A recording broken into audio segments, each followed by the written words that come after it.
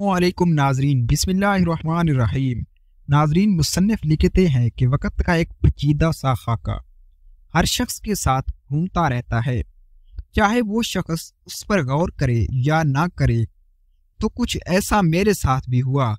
जब मैं अपनी मुलाजमत से रिटायर हो रहा था तो रिटायरमेंट का बड़ा खौफ होता है कि अब क्या होगा क्या ना होगा, क्योंकि बंदा दूसरों के सर पर आ रहा होता है।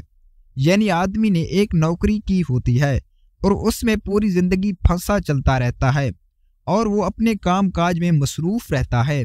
और रिटायरमेंट के बाद तो बंदा तमाम तर मसरूफियात से जान ही छुड़वा कर अलहदा हो जाता है और बंदा जल्दी बूढ़ा होना शुरू कर देता है, क्योंकि ज़िंदगी बेमकसद हो जाती है और बंदे अपनी उम्र के बकिया दिन कटने में लग जाता है कि बस अब ज़िंदगी कब ख़त्म होगी। लेकिन फिर लोग कुछ अगले मरले की तैयारी कर लेते हैं। एक फांसी से तो निकलूंगा, यानी दूसरी फांसी तैयार होगी, यानी रिटायरमेंट के बाद की नौकरी, इसमें अपना सर दे दूंगा और फिर आखिरत का सफ़र कर जाऊंगा, दुनिया ख़त्म हो जाएगी। इसी तरह जब मैं भी रिटायर्ड होने के करीब आ रहा था तो मुझ पर भी ये खौफ और दबदबा तारी होने लगा कि मैं रिटायर होने के बाद क्या करूंगा। मैंने अपने एक अजीम उस्ताद सर क़ुदरतुल्लाह शहाब से, जो बड़े ही नेक और इबादत गुजार आदमी थे, उनसे पूछा कि सर मैं रिटायर्ड होने वाला हूं तो मैं क्या करूं। उन्होंने कहा कि रिटायर्ड होने का जो खौफ होता है उसका सबसे बड़ा दबाव आपकी ज़ात पर होता है, यानी आपकी ज़ात पर पड़ता है। फिर लोग आप पर तवज्जो ही नहीं देते, अपना कीमती वक़्त आपको नहीं दे पाते, लोग आपको फजूल और बूढ़ा समझ लेते हैं। आप इनके वक़्त की आगोश से निकल जाते हैं। फिर आप किसी क्लब की एक मेंबरशिप इख्तियार कर लेते हैं या गोल्फ खेलने लगते हैं, जोर लगाते हैं कि मेरे भी नए दोस्त बने, या होटलों पर पूरा पूरा दिन बैठकर अखबार पढ़ना और चाय पीना।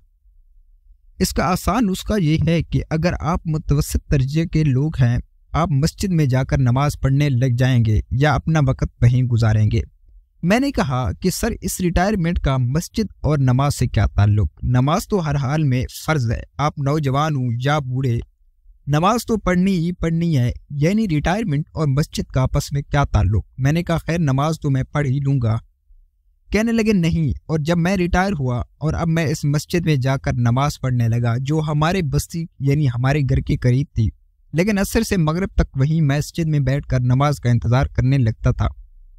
इसी तरह कोई 2 महीने गुजर गए, मुझे तो इसमें कोई अजीब बात नज़र नहीं आई, लेकिन चूंकि उन्होंने कहा था कि इसलिए मैं इनकी बात को मानता था। एक दिन मैं असर के बाद मगरिब की नमाज की इंतज़ार के लिए मस्जिद में बैठा हुआ था। जब मैं मगरिब की नमाज के बाद घर आया तो मेरी बीवी बयान करती है कुछ अजीबो गरीब, यानी जिस्म के 4-5 आदमी जिनकी शक्लें कोई अजीब तरह की थी और उनकी शक्लें मैंने पहले कभी नहीं देखी हुई थी। वो अपने हाथ में छड़ियाँ लिए और दूसरे हाथ में तस्बीह हाथ लड़काए हुए मेरे घर के दरवाजे पर आए हुए थे और उन्होंने घंटी बजाई, और जब मैं बाहर निकली तो कहने लगी कि इशफाक साहब खैरियत से हैं। मैंने कहा जी हाँ वो ठीक है। वो कहने लगे कि उनसे मुलाकात नहीं हो सकती। मैंने डर से कह दिया कि वो तो पिछले 6 दिन से इस्लामाबाद गए हुए हैं। तो वो कहने लगे कि माशाअल्लाह अल्हम्दुलिल्लाह। हम सब की तसल्ली हो गई। अच्छा बहन अस्सलामु अलैकुम, ये कहकर वो चलते बने और मेरी बीवी पूछने लगी कि इशफाक साहब वो कौन आदमी थे। मैंने कहा वो तो मेरे दोस्त थे जो मस्जिद में जाने की वजह से मेरे हल्का अहबाब में शामिल हुए। क्योंकि मैं आज दूसरी मस्जिद में नमाज पढ़ने गया था, मेरे पास तो इतने पैसे नहीं थे कि मैं किसी क्लब का मेंबर बनकर नई दोस्तियां इस्तावार करूं, क्योंकि वो मुझे वक्तन वक्त अता करते रहते हैं और मैं इस वक्त की तलाश में कि आज मैं इसमें शामिल नहीं हूं तो पूछने आए थे कि मैं कहाँ हूं। क्योंकि इंसान दूसरों इंसान को जो सबसे बड़ा तोहफा अता कर सकता है वो वक्त है। इससे कीमती तोहफा इंसान को नहीं दे सकता। आप किसी को कितनी भी कीमती तोहफा ही क्यों ना दें तो वक़्त के बराबर नहीं हो सकता और ना ही होगा।